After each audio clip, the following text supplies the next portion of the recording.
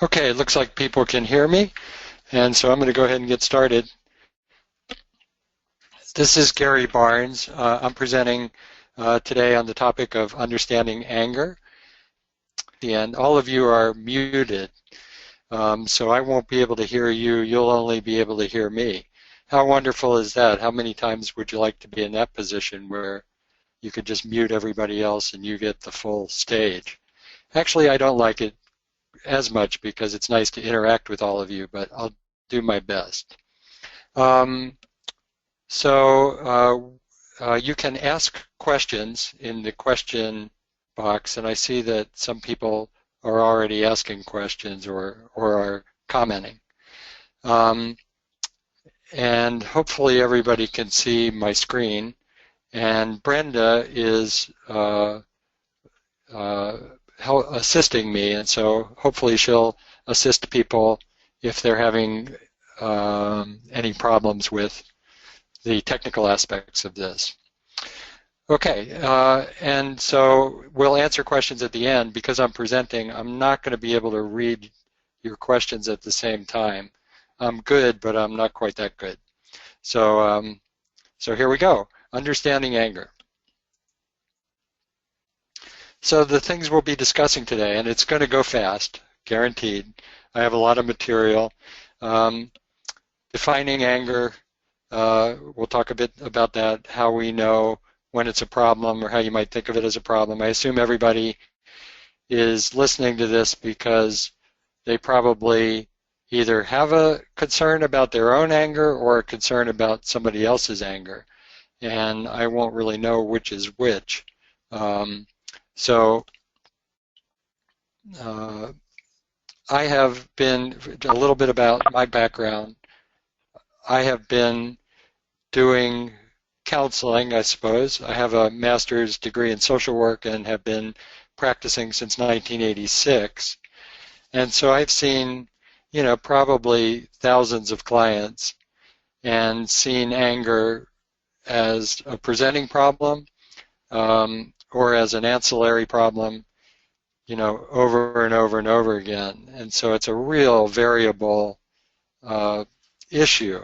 There's so many different ways that it gets expressed as a problem. I'm going to try to go through some of that with you.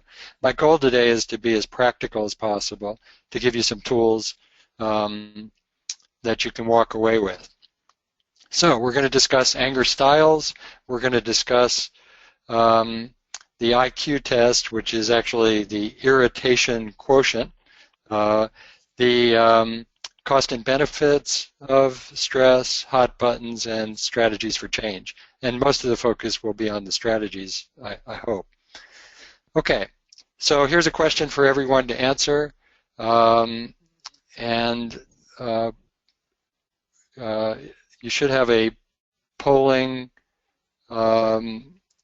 part on your screen. If you could answer this question, it's a true-false question. Anger is an unpleasant and unhealthy emotion, so we should try to eliminate it or make it go away when we feel it. True or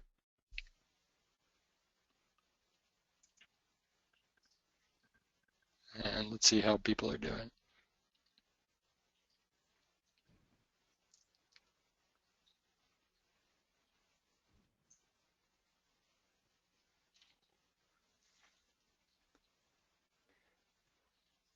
So well, the poll is in progress.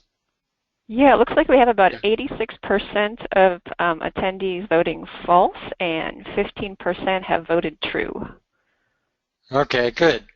How do I close? Okay, everybody can see my screen again now? Yes. I believe. Good. I can see it. Okay, good. So 85% false, that's correct.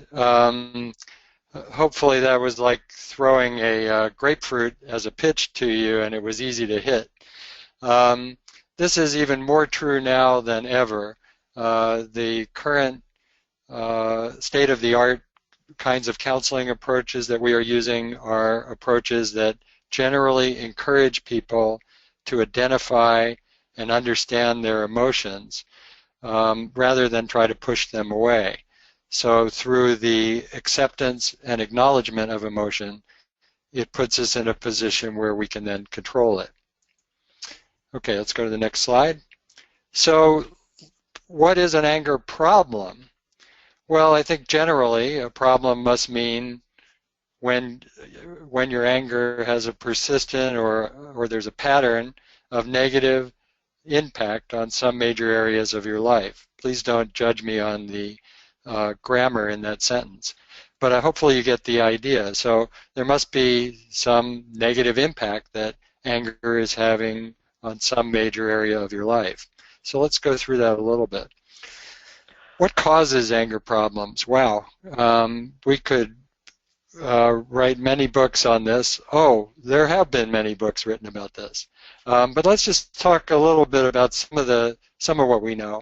So multiple sources are likely responsible, and remember, anger is a normal emotion that is one of the emotions that we all feel. So we're talking now about what causes anger problems.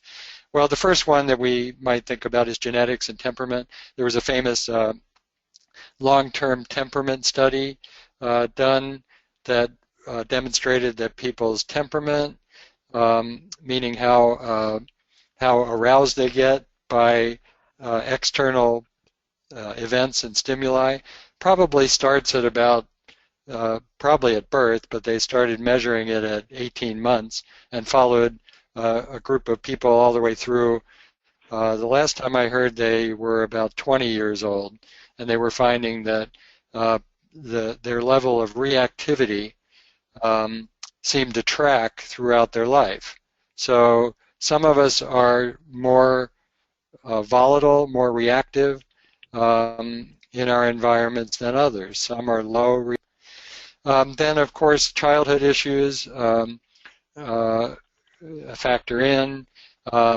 If you grew up with a lot of anger, or the opposite, if you grew up where anger was not allowed or appreciated. I've seen that come out in so many ways in clients who had to hide their feelings because there was so much other stuff going on in the family. Clients who have chronic anger issues because of the way they were treated. And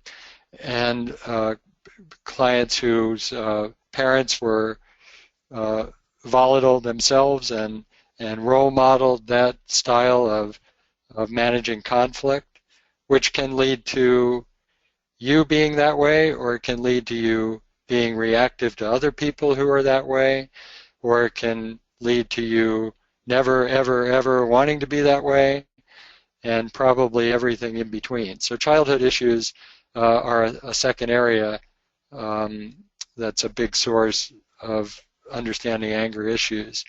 And then unresolved relationship needs, and really we could stretch that out, unresolved needs of any type. So if you're a person that is not very assertive, or is in a relationship where you feel like you can't be assertive or you can't ask for what you need, often this leads to resentment and anger.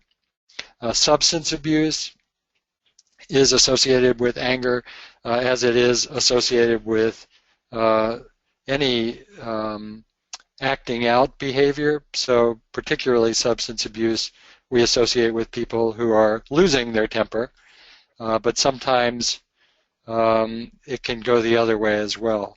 There are a large number of people who use alcohol and other drugs to suppress their feelings so that they don't have to face them or discuss them with others. And then mental illness is another very large topic in understanding anger. We think that people who have bipolar spectrum disorder, like bipolar 1 or bipolar 2, have a propensity to because you have excess energy. Sometimes that can come out as anger. In depression, people, which by the way, bipolar disorder is considered a depressive illness. So what I was saying is to clarify, so with bipolar disorder, there's depression and mania that sort of coexist. And we talk about two general types of bipolar as diagnoses. One is bipolar 1, where the mania is more extreme. The other is bipolar 2, where the mania is what we call hypomania, where you have a heightened state of arousal that may include increased risk-taking behavior, increased goal-seeking behavior, maybe less of a need for sleep. Anyway, I think there's a fairly large subset of the mental health community that would say that some people who have who flip into anger in relationships may have that second type, the bipolar 2, the hypomania. That is one of the ways that anger gets expressed. There's an old Freudian idea that depression is anger turned inward. There's really no way to prove whether that's true, but I think sometimes that could be true. I think sometimes anxiety, in my clinical experience, anxiety is more likely to be the byproduct of somebody feeling anger or resentment and not being able to express it directly or ask for what they need. So I'm sure there are other mental illnesses. Oh, I did want to say there's a famous book about men and depression. It's called I Don't Want to Talk About It by Terry Real, in which he lays out sort of the case right from the beginning that often men show anger, show depression through anger, and he uses his father as Exhibit A to illustrate that, and his father was kind of an extreme example of that, and I think is why he wrote the book. So then I just added things that I hear people say about what causes mood problems generally. If you think of anger as a mood issue, and people do talk about food and environmental issues that seem to feed it. They talk about hormones. I think we've oversold the idea of hormones being responsible primarily for women having issues with irritability and anger. But that doesn't mean that sometimes that might not be an issue as well. And then I think this list could probably go on, and if I could talk to all of you, you would have some very clever things that should be added to this list. But these were some of the things that I thought about. Okay, so then do you need professional help with your anger? And this is one source I found about it that I think is helpful. If any of these things are true, then you probably do need professional help. Often when people have engaged in, like these first couple, so let me just read the list. If your behavior has led to any sort of criminal or civil wrongdoing, you're violent toward your partner, children, or other people, and that violence, by the way, could be verbal as well as physical. Many people tell me that verbal and emotional violence has harmed them more than physical violence. If you threaten violence to people or property or engage in violence to people or property, if you have outbursts of rage in which you deliberately break things, this is not, in my clinical experience, uncommon. There are people who have developed habits of breaking things, often from early childhood, and it's a habit and it's a release that they find relieving and sort of invigorating and yes, destructive to everybody around you. So if you have constant arguments with people, so this would be maybe a lower behavioral expression of anger. But if you're in argumentative um, situations with people on a constant basis, then that might be an indication, probably is, because relationships are really important to humans. And if you feel anger frequently but you internalize it, so you're just filled with rage or resentment, and I think of resentment as one of the main emotions that is sort of chronic that we carry, and we'll talk about that a little later in this presentation. And there's something going on that's causing you to feel that way. And if you go to a doctor and you say, I think there's something wrong with me, and they convince you that there isn't anything wrong with you, then that may be the best doctor's visit that you could have. So if you think that there's a problem or an issue, I would always encourage you to get help. So a simple way that you can sort of assess your own anger is to look at the costs and benefits of your own anger. I'm not going to spend a lot of time on this, but I think it's the cost side of the column or the cost column that we're looking at probably as the cause of anger being a problem. So I would encourage you to look at the costs of your anger, and if you got several things on that list, then it's probably a problem and something that you should get help with. And hopefully some of the ideas I have today will help you with that. There are obvious benefits to anger. It helps you particularly with being assertive, voicing when you're hurt or upset, when somebody's hurt or upset you. So the anger as an emotion is very helpful and necessary. It's really how you express it, how you talk about it, how you deal with it, that becomes the problem. So dealing with it by doing nothing and trying to just squash it down is a problem, and dealing with it by exploding is also a problem, and everything in between. We'll talk about some other things in just a very brief moment here. Okay, so let's talk about anger styles. And did everybody, I don't know, has everybody had a chance to look at the anger styles handout? Probably not everybody. So I would encourage you to take this quiz. I don't think it's probably worth taking time to let everybody do it while I'm presenting to make sure that we have enough time. But I will go through it with you, and then you can go back and take the quiz. And you may already know where you stand on this. So I think this is a very helpful way of viewing anger. And it sort of helps us cover the whole gamut, because I don't know, of all of you, I have no idea which styles of anger you're listening for advice or help with. The ways of dealing with each of these styles are very different. So let's just go through these styles. And then, like I said, you could take the quiz on your own if you haven't taken it already.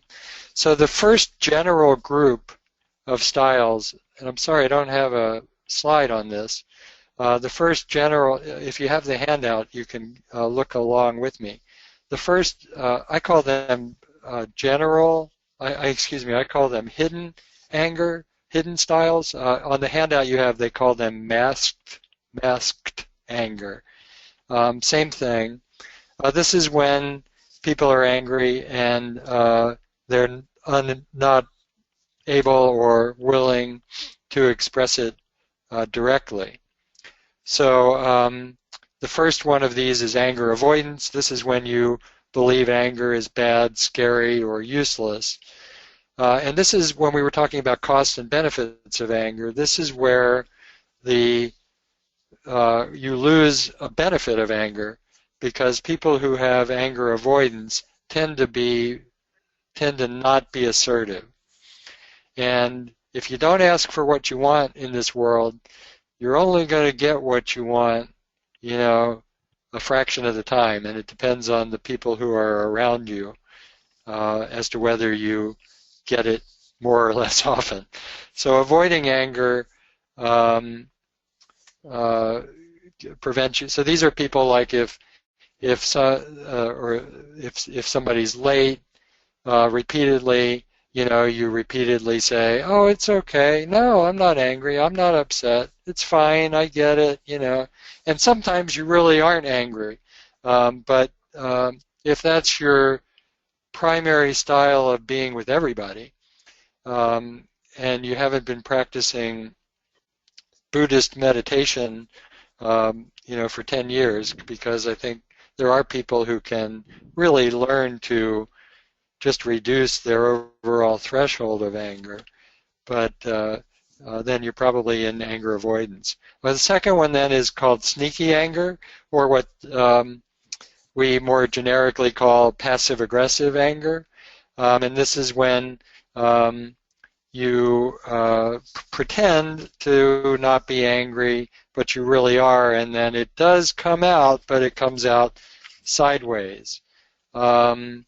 So my favorite example of this was I worked with a work group one time, and they were not getting along very well, and one person was sort of the dictionary definition of passive aggressive. So I met with some of this woman's coworkers, and one of the people told me, "Yeah, I was on vacation, and she went in my office and uh, cut my plant all the way down to the bottom. You know, basically destroying her plant in her office. And when she came back to the office, she asked this coworker about it, and the coworker said, "Oh, I'm sorry. I didn't know that, you know, that was a problem, that you didn't want me to do that."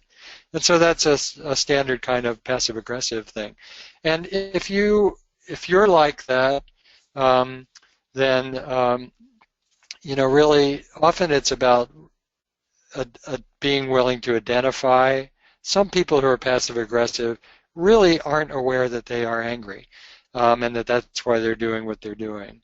And so one thing is to really try to understand if enough people are telling you that bothered them, then there may be something for you to look at in yourself.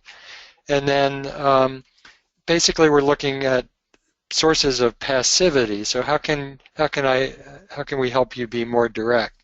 Now, if you're interacting with somebody who's passive aggressive, then there are articles and books written about how to do that.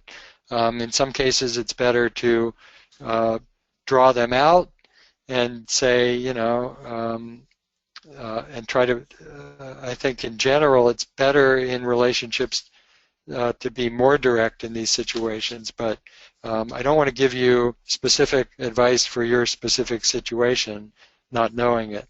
Sometimes with passive-aggressive behavior, it's better to ignore it. I think this is my personal trademarked approach to dealing with passive aggressiveness, is I call it being consciously naive. So when somebody tries to hurt you in an indirect way, sometimes you can pretend you didn't get it, that you didn't even realize they were trying to hurt you. And that can be really frustrating to the person trying to hurt you, and make them totally ineffective. Okay, the third masked or hidden style of anger is paranoia. And this is when you project anger on other people. So you accuse other people of doing things to you or having bad intent, when in fact these are a reflection of feelings that you have. I'm going to keep moving on, so we keep this moving. The second general style is explosive styles. I'm sure some of you in the audience, that's why you're here. The explosive styles are sudden anger, shame-based anger, deliberate anger, and excitatory anger. And I'm going to focus right now on sudden anger. This is what a lot of people would say is an anger problem. Anger comes out as rapid, intense emotion, and you just sort of, you know, bleed heavily all over everybody around you. It's like a bomb going off. I get this a lot in my office, and I would say the most common reason for this, well, there are many reasons for it, but a really good approach is to use a 10-point scale and try to identify what we call the build-up stage, because people often don't identify that they're building up to one of these explosions, and they think that it just comes out of nowhere. So if you have an explosion and it comes out of nowhere, what I would encourage you to do is go backward and think about what was happening before this, and what was happening before that, and what was happening before that. And even using, like I said, a 10-point scale. So if the anger explosion is a 8 or a 9, what were you feeling an hour ago or 10 minutes ago?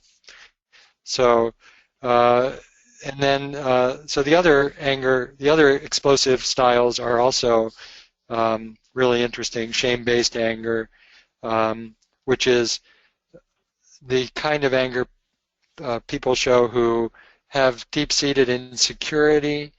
Often they have very strong values or morals.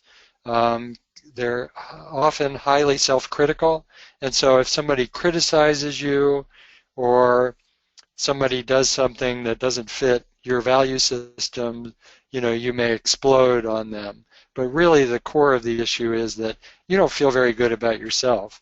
So learning self-acceptance skills and reducing self-judgment can really help with the way you are with other people. But it's not that easy. You have to practice, and even still, often at your core, you struggle to feel okay. But with self-acceptance skills, you learn to sort of get used to that, and you learn to live with that. Make that your friend. Okay, deliberate anger, anger that's purposely displayed in order to intimidate. Hopefully, this isn't going on in your life. If you're attending this class, I suppose you could have deliberate anger, but we associate it more with people who don't have a lot of empathy. They have trouble recognizing how their behavior affects others, and so they get angry just to get what they want. And obviously that's a big problem, because when you're angry, you often do get what you want. This is what bullies do. Okay, and then so let's look at chronic styles. Chronic styles of anger: habitual anger, moral anger, and resentment or hate. So in habitual anger, it is what it sounds like. You are in a habit of getting angry, and this often is the fallback position for people who don't like to show other emotions. So you might think of your anger as an umbrella, and under that umbrella are a whole lot of other more vulnerable emotions, like sadness. Fear is a big one. Fear of all kinds of things. Worry, self-doubt. So if you think of all of those things sort of hiding under this umbrella, and then what you show the world is anger, that can often be habitual anger. And you might know the solution from the description of the problem, that learning to pull that umbrella away and let people see your more vulnerable emotions tends to get a better response in most situations, even though it does make you more vulnerable. Moral anger is when you perceive that you have a right to be angry because you're justified. There's a bit of self-righteousness, and this comes out quite a lot in relationships, in marital relationships, in parent-child relationships.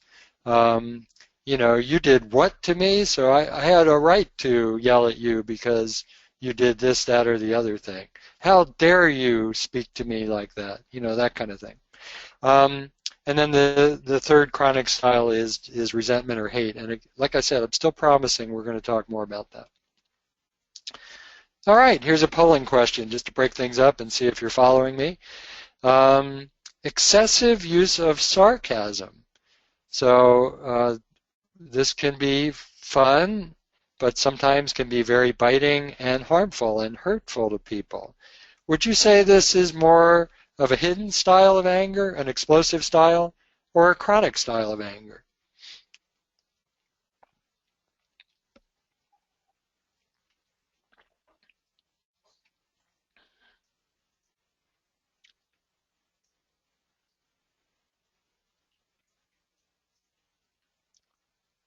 Okay. Yeah, the polling is pretty consistent that 81% of you said it's a hidden style of anger, 29% said a chronic style of anger, 2% said an explosive style. So the first comment I would make about your answers is most people, it appears, are still awake, and that is a very positive thing. So I'm glad about that. I think the answer is probably hidden style of anger. I think we would put that under sometimes passive aggressive or anger avoidance. But I think if you answered chronic style of anger, I think that's not a bad answer either, because a lot of people who use sarcasm repeatedly over and over again are really, what they're really showing is just chronic anger or resentment underneath the surface. So I think sarcasm can definitely show with chronic anger as well. I don't think of it as an explosive style of anger. I'd love to hear the people who would argue for how it's an explosive style, but it might be. It didn't quite make sense to me that would be the right answer, but it could be. Okay, good. So this is another test that I've given you, and I first learned about this. So I called it the IQ test, the irritation quotient test, but in your handout it's really called the Navajo anger scale. And this you can take on your own because, again, we won't have time to go through it now. I first learned about this test from a book called Feeling Good, which probably many of you have read. I think it still is the single most popular book ever written in our field. It's written by a man named David Burns, and he borrowed this very same test for his book. And so what it is supposed to get at is how much you have angry thoughts. So it's based on the cognitive behavioral theory that events happen, and then you have thoughts about what happened, and then that your thoughts cause your feelings. So in this model, the way it applies to anger, if you're angry, then you must have been thinking angry thoughts about something that happened. That goes. So this is designed to help you understand how chronic your anger is. Now, one of the things I've learned about this test is that it's very easy to cheat on. So if you're being accused of being an angry person and somebody gives you this test, you can probably figure out how to answer it so that you don't look like you're an angry person. So I'd encourage you to be as honest with yourself as you could be. Now, the way to score this test, I noticed that provide a score sheet. If you start with very little, it's a Likert scale, so the test is designed in columns from very little to very much.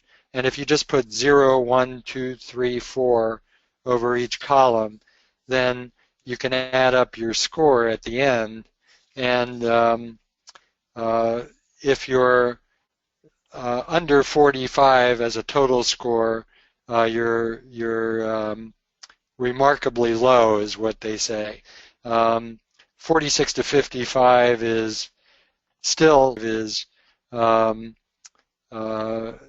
pretty average, and then anything above 76 would be considered, and the higher you get, you'd be a pretty enraged person, meaning you get triggered by a lot of external events pretty strongly.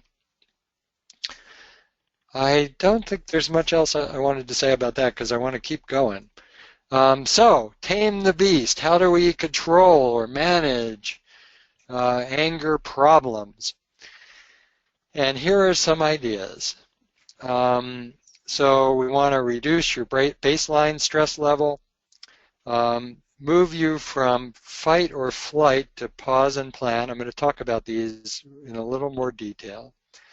Relaxation strategies, how to intervene early, emotional regulation strategies, and some additional ideas. So we've got about 12 minutes to cover some really interesting and important stuff. So, but we are not afraid. All right, so just to get an idea of how my audience is, Brenda, we didn't change this slide. So we can't have it be this way. So yes. Oh, good. It is changed on the poll. So what's your? Sorry. So we've divided it into 3 columns. My slide is not the same as the poll. Sorry about that. Rookie mistake. All right. Okay, so this is about the last 2 weeks, and I'm sure it's been variable. All right, the moderate group is growing. Okay, good. So that seems about right. Can everybody see the answers, Brenda? I am not sure, actually. Okay, well, let me read them then. So 24% of you said low, which is 1 to 3 out of 10. 57% of you said moderate, which is 4 to 6. And 21% of you said high, which is 7 to 10. Now, we could do a whole class on stress, of course, and all stress is not created equal. There are some people who have a very high degree of stress because they're very busy and they have a lot going on, but they're not necessarily prone to illness or, as we're talking about today, anger outbursts particularly. But generally, we do associate a higher level of stress with a lower threshold of anger management. So, in other words, your ability to manage your anger issues is going to be weakened by the more stress you are under. As I often tell my clients and tell myself, when you're under a lot of stress, whatever it is that you do that isn't helpful or positive, you're probably more prone to do more of that when you're more stressed. So, okay, so so we're going to talk now about some of these things, and one of our goals, of course, as I think I've already alluded, is to reduce. If you can reduce that high stress level, then you're going to be better at managing your anger. So this may seem obvious, but just to state it, no anger management strategy will work once you're past the point of no return. And by that comment, I am speaking to those of you who have explosive styles of anger. You're not going to come back from, and now I'm using the 10-point scale, you're not going to come back from a 9 or a 10 until you have wreaked some kind of havoc, most likely. So it's really important to try to catch the anger as it's coming, so that you can then use whatever strategies you've practiced. So, like I said, use a 10-point scale. Kind of learn your own scale. When I ask people about this, they have very different scales. For some people, a 5 is very uncomfortable. For some people, they can be as high as an 8 and feel fine. Don't ask me why. Everybody has their own parameters for what this personal scale means. And then this is a common anger management term, the invitation. Notice the invitation to get angry. So what external events are likely to trigger you? And then notice the physical signs. So here's the anger cycle. You can see the invitation at the top.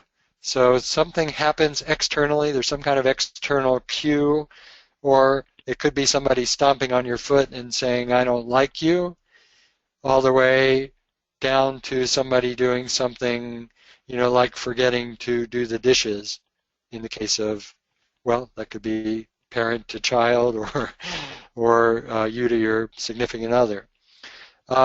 So then you have these early warning signs, and the question is, are you going to recognize those or not? And then that leads, as you could see, around to anger, and then whatever consequences are going to come from however you expressed your anger. Okay, so this is just simply as a reminder to you to try to catch it as early as you can. By the way, when people are stressed out, they're less likely to really be in touch with their body. And so the more stressed you are, the less likely you are maybe to notice that you have, ongoing gastrointestinal problems and, afibrillations, or you might miss all of physical problems. And the same with anger. You might miss those early warning signs if you're really stressed out. Know your hot buttons. So hot buttons would be another type of invitation. What kinds of things get you going? And if you can know what those things are and do some work on that, you can gain control.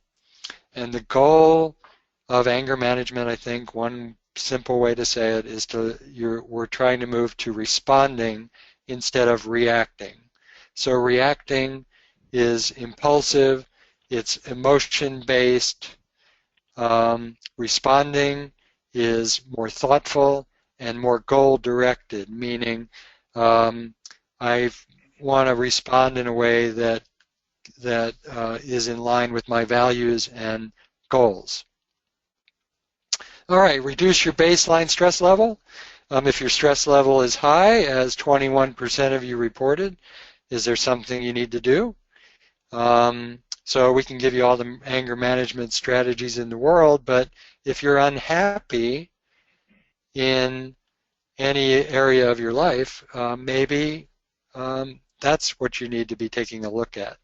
Think of yourself like a pilot, and your aircraft. You're looking at the panel of gadgets and gizmos and dials and meters in front of you. And if you look around, think of each one of those as an area of your life, each indicator. And ask yourself, where am I in each of those areas of my life? And then you see on this list aligning values and behavior. I'm really big on that. I think that this can really help with anger. If you're acting from your own value base, how you want to be, you're going to feel better. Lifestyle changes I'm not going to lecture you about exercise and diet, but it helps. All right, so let's talk about willpower. I always add willpower to these kind of presentations because willpower is required if you're going to make a change. So we talk about the stress response versus the willpower response. And the stress response you may know well as fight, flight, or freeze, which is a wired-in biological response that we have as humans from the dawn of humans. So that if we're being chased by a large animal, our bodies adapt to it so that we can be more effective in the way we respond to that threat to our life. Most things that happen to us now in our current world are not life and death. Most of the time, you don't have to fight or flight, but your body will still want to. And so we talk about the alternative as being pausing and planning. Pausing and planning as the alternative to fight or flight. Internal instead of external. Self-awareness. Slow yourself down, build attention, and then you can build willpower muscles by sleep. You know, maybe I should have started this presentation by saying, if you want to control your anger, make sure you get enough sleep, because that is perhaps the single thing most associated with our failure to follow through on any of our goals and challenges. So sleep, meditation, exercise all really help. And then we always want to resist self-judgment. Self-judgment of behavior, as good or bad, only leads to you doing more of the bad thing. My favorite example is alcoholism. If all alcoholics, if guilt and shame cured alcoholism, you know, by feeling guilty about it, it makes me stop doing it, there would be no more alcoholics. In fact, feeling guilty or ashamed sometimes is unavoidable, but it is not helpful. You want to practice self-forgiveness and more practically try to look at how you can do better the next time. All right, we're running out of time quickly.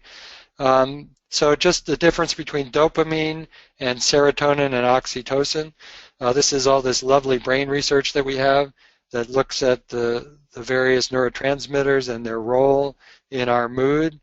Dopamine is associated with anger because it sort of makes you more excited, more aware, more, you know, and sometimes with some of these styles of anger, you actually, it makes you feel good. So we're looking for the others, serotonin and oxytocin, and you see a list here of the kinds of behaviors that will stimulate your body's production of those neurotransmitters.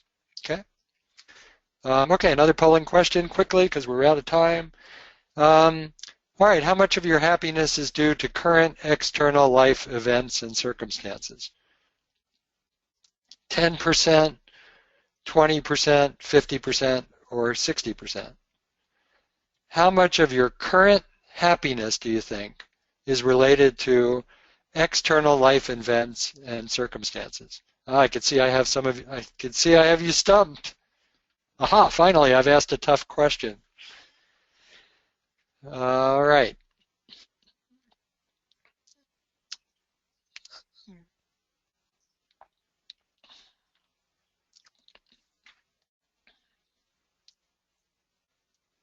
All right, we're trending toward the middle.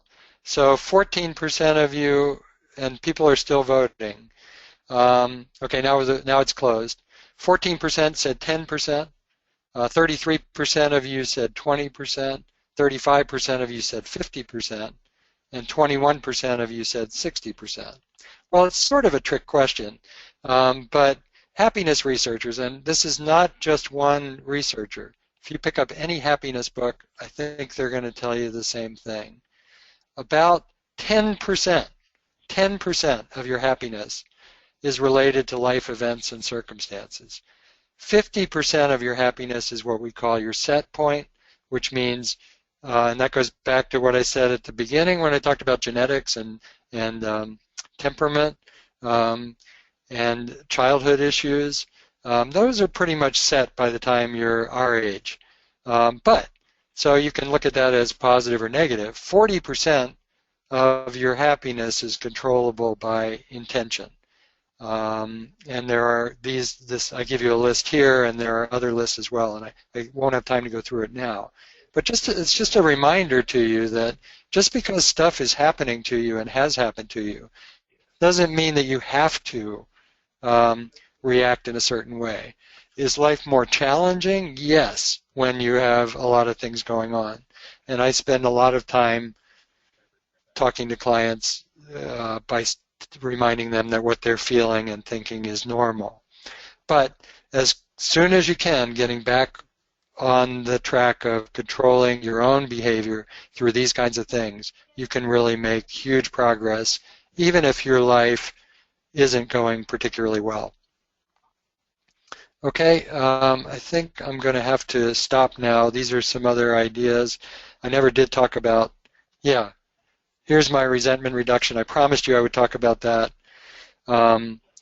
So really it's about boundaries. I think most people with resentment issues accidentally become martyrs. They give away more than they should, and they accidentally expected a lot back. So you're actually easier to get along with if you take better care of yourself and ask for what you need, because people who have trouble asking for what they need and have trouble setting boundaries tend to be more annoying in the long run because people pick up on your resentment. So it's usually about improving self-care, setting boundaries, but these things can be so deeply wired in you from childhood that if you have this issue, I'd encourage you to get help. All right, that's all I think we're going to have time for because I want to tackle some questions. Hope that was okay. And then where do I see the questions? Open the questions So tab. the questions would be down in the questions panel towards the bottom of the webinar interface. Okay. Yeah. How do I stretch them out? I don't think you can, unfortunately. That is the size of the panel there. Okay. Okay. And we'll be emailing out copies of the PowerPoints and the handouts if you requested them following this afternoon's presentation. And the webinar will also be posted to our YouTube channel. Okay. And Brenda, I did have a request for the scoring. Some people didn't quite catch that as I was rattling it off. I understand that. So I'll make sure to get that to Brenda so that she can get that to you. Okay. Thank you, Gary. I know there was one other question that didn't get answered. The author of I Don't Want to Talk About It is Terry Real. Terry Real, Terrence. Okay. Yeah, he's very good. He's written a lot of other books. He focuses on, I see him a lot focusing on marriage now, on relationship, but his original work was with men, and it's very, very good. Okay, so let's see, what else? Any other questions? There's one here that just came in. It's at what age is someone's set point set? Oh, we don't know for sure, and 50% is an average, and who can measure these things exactly? But I would say probably by anywhere from age 5 to maybe 15. So I'm saying that as a broad range. I guess my honest answer is I'm not sure, but I know that we think that a lot of it is early childhood and genetics. So that stuff will be set by, age 5, 6, 7. But then there's another phase in early adolescence where, your brain rearranges itself, and there can be some additional changes. And I think people who are affected by trauma sometimes can get all of that shaken up. But even people who experience trauma, if they were relatively happy and secure as children, will often respond better to trauma. They're less susceptible to the really destructive traumatic responses. So that's a good question.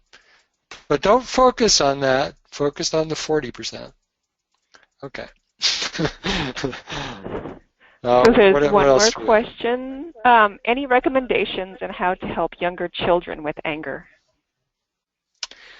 I'm not an expert in working with children, sorry, but I know that if you have a younger child with anger problems, you probably know. I know there's books about the explosive child. I can't remember the title. Sorry, I really am not going to be able to answer that question. But I hope that you will get help, or see, either through reading or by talking to somebody. The child therapists who I know generally say on a pretty regular basis, behind your back, why did you wait so long to come see me? So yeah, if you're struggling with that, don't. And that's what the EAP is for. You don't need a diagnosis.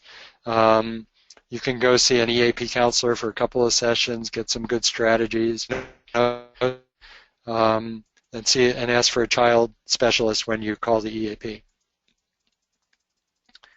Okay. So we have one more question. We're just about out of time, though. Any tips for teens? They can be an emotional roller coaster. Yes.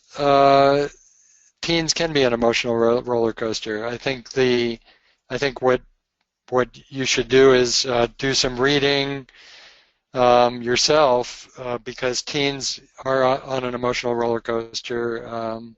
They don't have, their prefrontal cortexes aren't well formed. We know that. I think you may already know that. So they're a lot more emotional and have less ability to regulate it.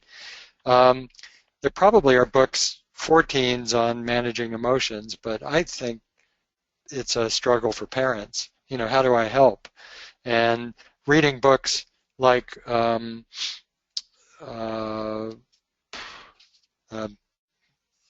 Positive Discipline for Teens was my personal favorite. There's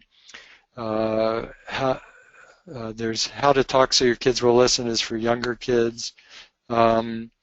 There's just some great books on how to be a better parent to your kids. I think the key is to not get sucked in to your kid's emotional world, and if you can keep yourself calm, then you can make better choices about how you're going to respond to your teenager. Okay. Do we have anything else, Brenda? We're out of time. I see we have one more question that just came in. What if it's easier to be patient at work than at home? Is it because we are paid? Is it because we assume? Because we assume, yeah. I think because we assume our family will be there no matter what. Yeah. That's a great question. I think we are harder on our families than we are on our coworkers and on strangers. If we treated our families as well as we treat people we meet in the street. I was just listening to a marriage seminar last week, and the presenter said if we approached our marriages like we approach our businesses, how much better would we be? We'd have planning meetings, we'd be reading up, we'd be doing continuous quality improvement, et cetera, et cetera. So I think there's so many factors. All I could say is what you're saying is completely normal. We do struggle more at home. There's more at stake. We expect more out of our relationships at home. and so it's just more complicated. We don't have as much to deal with coworkers, and our coworkers aren't treating us like they're treating their families. So that's another factor. Great point, though. Okay, I think we're out of time, and I understand staying on time is a good idea. So I think should we go ahead and wrap up? Are there any other questions? We can follow up Okay. with any remaining questions via email. Oh, yeah, I'm totally happy to answer questions if they come in. Thank you, Gary. Yeah, thank you all for attending, and if you have any feedback, I'd love to hear it, and I hope this was helpful. Have a good day and a good rest of your week.